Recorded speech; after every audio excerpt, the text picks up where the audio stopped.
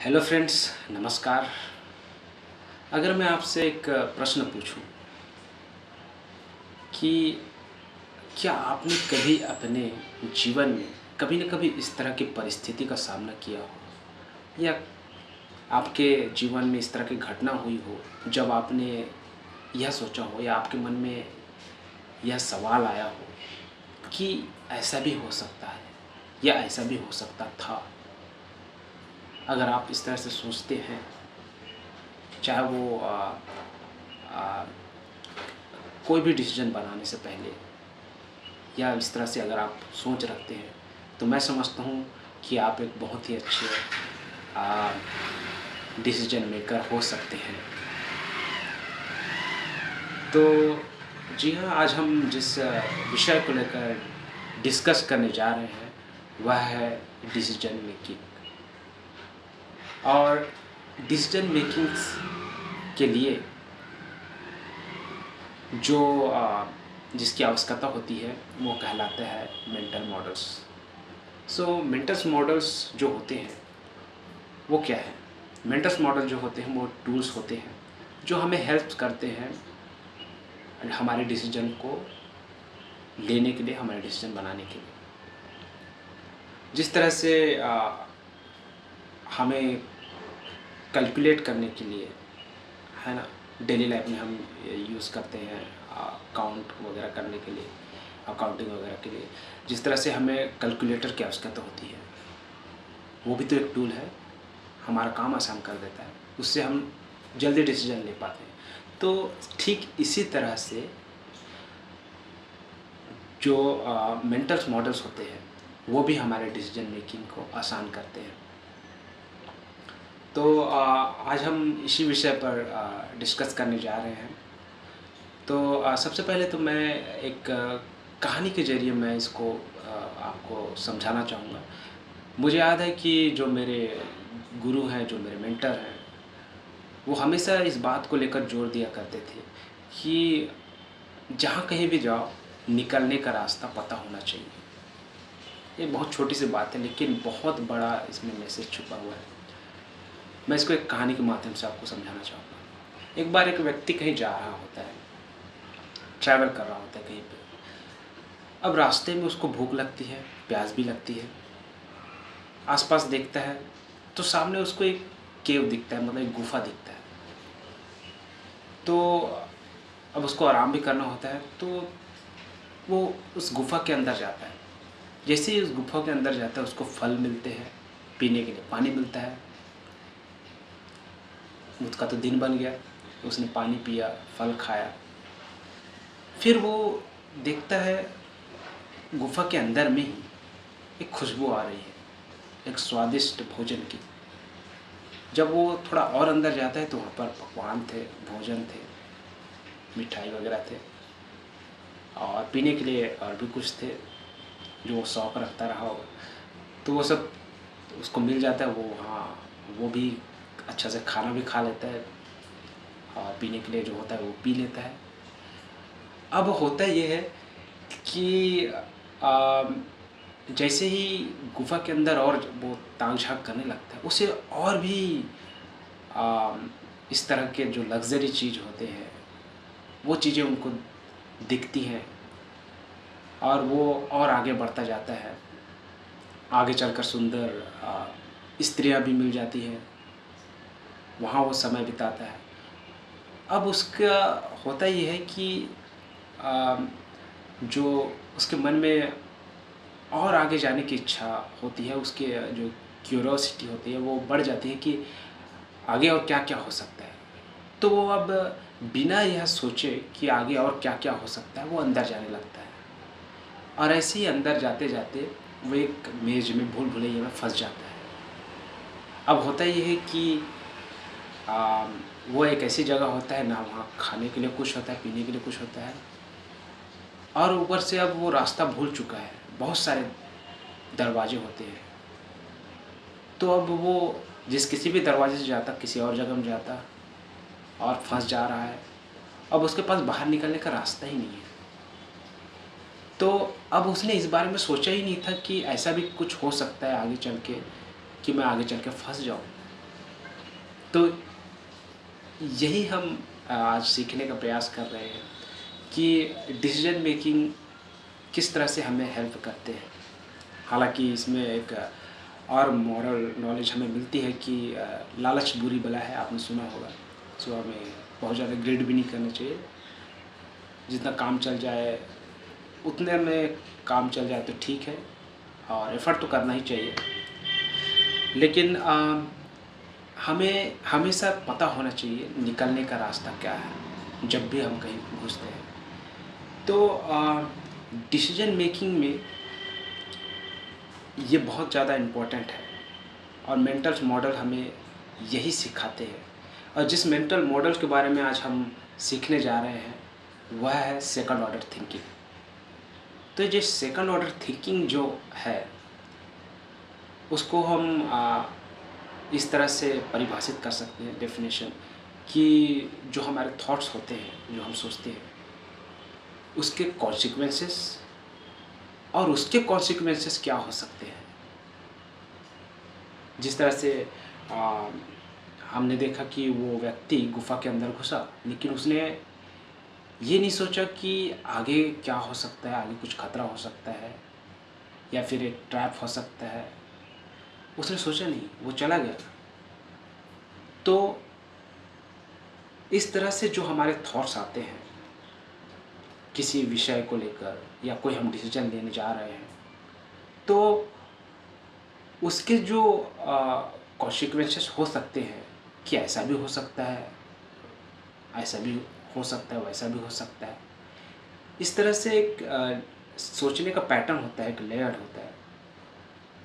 उस पैटर्न के अकॉर्डिंग अगर हम जाते हैं, सोचते हैं, उसके बाद कोई डिसीजन लेते हैं, तो आई थिंक हमें काफ़ी मदद मिलती है एक अच्छा डिसीजन लेने के लिए।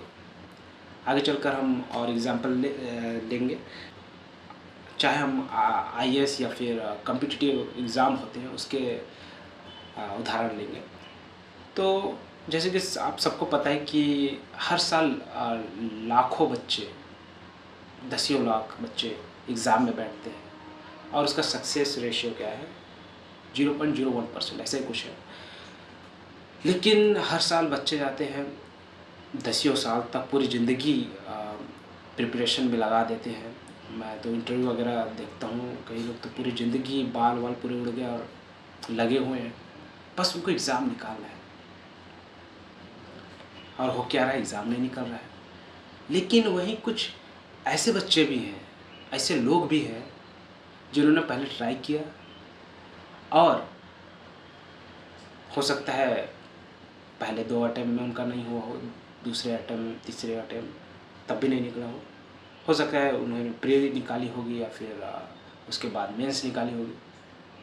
लेकिन अब देखिए 5 साल तो ऐसे निकल गए। फिर उन्होंने सोचा इस बारे में, और उन्होंने शुरुआत करी किस चीज़ का, दूसरों को पढ़ाने का। तो ये तो उनका सेकंड ऑर्डर थिंकिंग हुआ। सिवाय मैं भी उन लोगों की तरह 10 साल तक एग्ज़ाम की तैयारी करने के बजाय क्यों ना ये भी कर लिया जाए। और आप देख सकते हैं ऐसे तमाम आपके पास उदाहरण होंगे, यूट्यूब में आप देखते होंगे, जो कि आईएएस ऑफिसर, आईपीएस ऑफिसर जो होते हैं एग्ज़ाम करने के बाद, क्लियर करने के बाद जो बनते हैं, उनसे भी ज़्यादा फेमस, उनसे भी ज़्यादा उनकी पॉपुलैरिटी है, और काफ़ी लोग उनको जानते हैं, काफ़ी ज़्यादा फेमस है, और वैसे पैसा भी कमा रहे हैं। यही नहीं कि कुछ ऐसे लोग भी होते हैं जो शुरुआत में सोचते तो है तैयारी करेंगे करके, लेकिन फाइनली वो लैंड करते हैं टीचिंग फील्ड में। और वही लोग जो ये जो प्रिपेयर कर रहे होते हैं आईएएस वगैरह के लिए, जो एस्पिरेंट होते हैं, उनको पढ़ाते हैं। और बहुत ज़्यादा नहीं, केवल एक छोटा सा सब्जेक्ट ही वो लोग चुनते हैं, कोई भी सब्जेक्ट चुनते हैं और पढ़ाना शुरू कर देते हैं। और वो लोग भी आप देख सकते हैं कितने सक्सेसफुल हैं आपके आसपास। आप अपने कोचिंग इंस्टीट्यूट में जहाँ पढ़ते हैं वहाँ भी आप ये देख सकते हैं, पता कर सकते हैं कि आपके जो टीचर हैं उसका क्वालिफ़िकेशन क्या है ना? तो इस तरह से भी चीज़ों को देखना बहुत आवश्यक है, सिवाय इस जिद में रहने के जो मोटिवेशन भर दिया जाता है कि नहीं आखिरी दम तक करना है। पहली बात मोटिवेशन के विषय में एक छोटी सी बात कहना चाहूँगा, हालांकि इस पर एक अलग से टॉपिक हो सकता है। मोटिवेशन की आवश्यकता क्यों पड़ती है, ये मोटिवेशन शब्द आया कहाँ से, तो इस बारे में भी समझना है।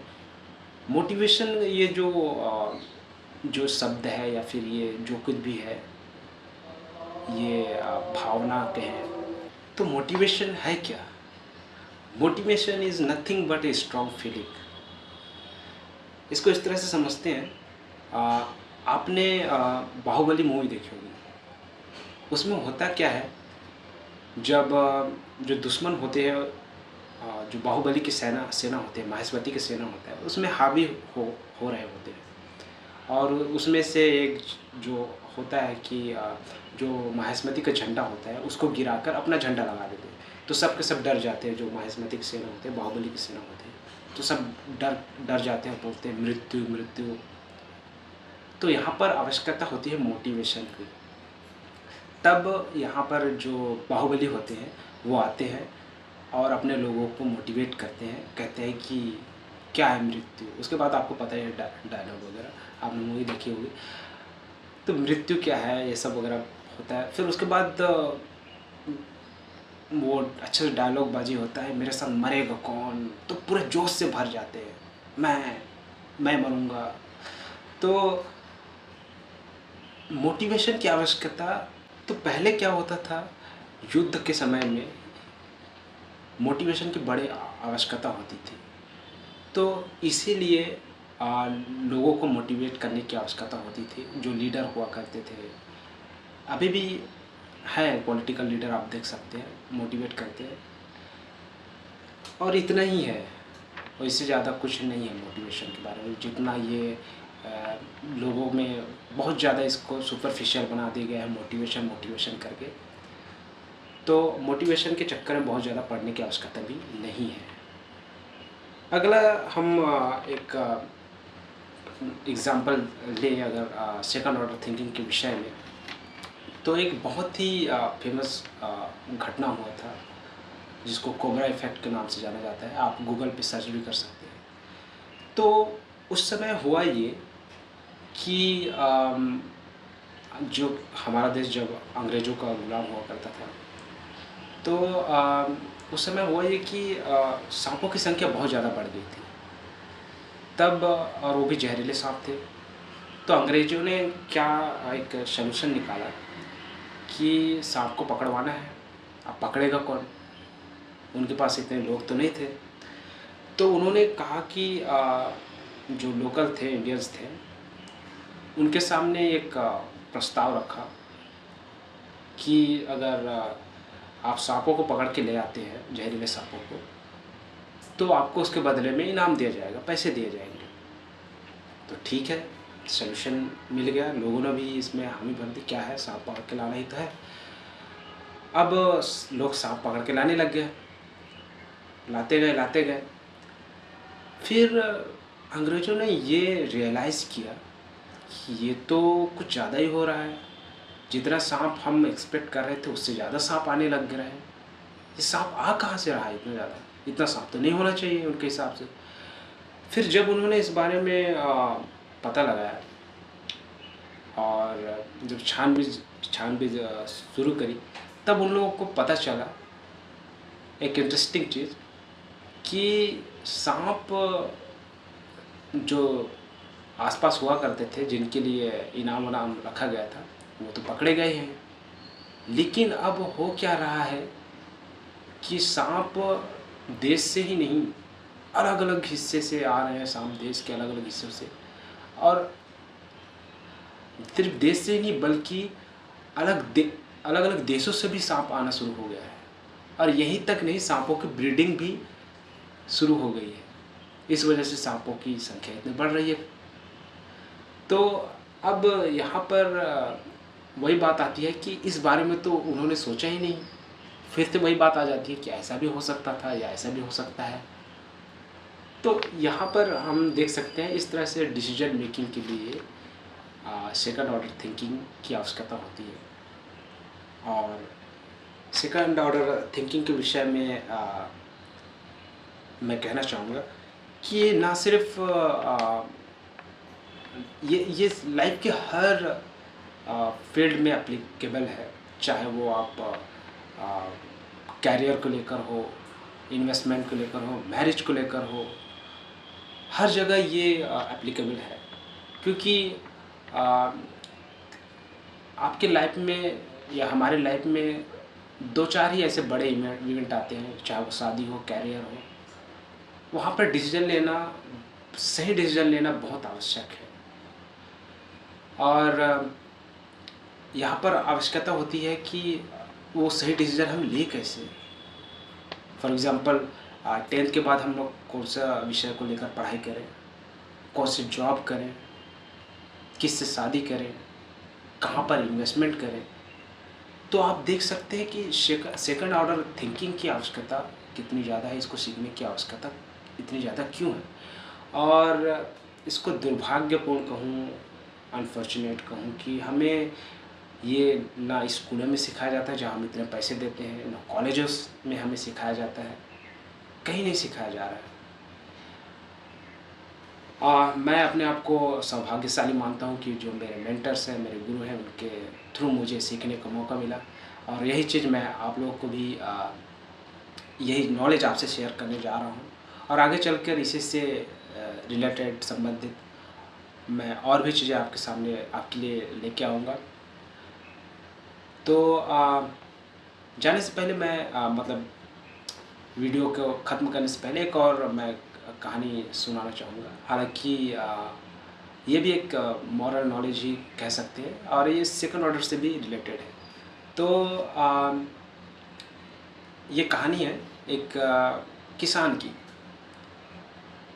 वो किसान के पास एक सिक्का होता है, 1 रुपए का।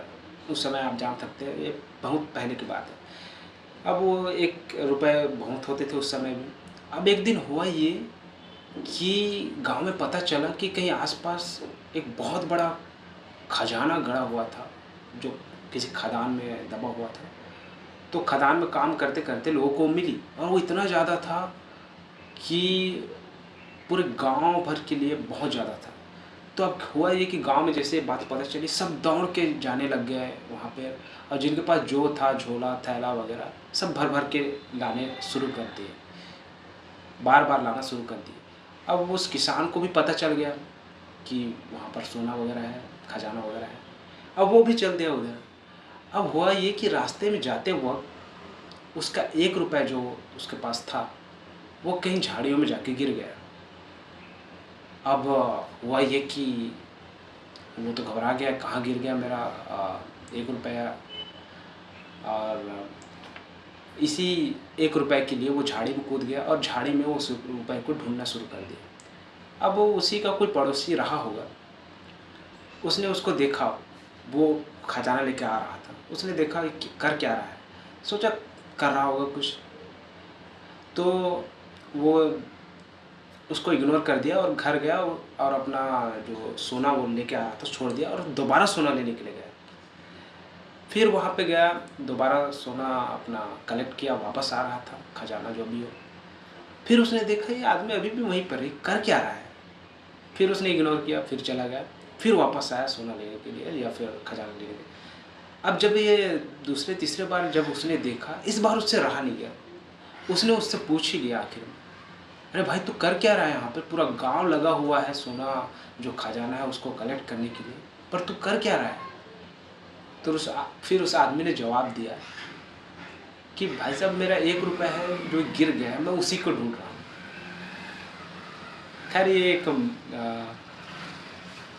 मॉरल नॉलेज भी है। इसमें यह है कि हमें अपने पास्ट को ना देखते हुए फ्यूचर को या फिर प्रेजेंट में रहना चाहिए।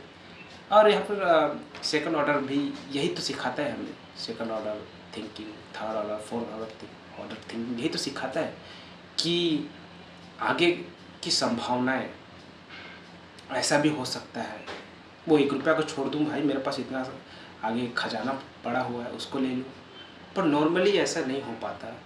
हम बहुत सी ऐसे सिचुएशन में फंस जाते हैं एक जगह, तो ये समस्याएं आती हैं। लेकिन जब हमारे पास इस तरह से सोचने की एबिलिटी होती है तो हम लाइफ क्या है, लाइफ में समस्याएं तो आती रहेंगी, चैलेंजेस तो आती रहेंगी, लेकिन आसान हो जाता है जब हम लोग इस तरह सेकंड थर्ड फोर्थ ऑर्डर में सोचना शुरू करते हैं या सोचते हैं। क्योंकि ज़्यादातर लोग जो हैं इस दुनिया में वो सिर्फ एक सतह के लेवल पे या फर्स्ट ऑर्डर पे ही सोचते हैं।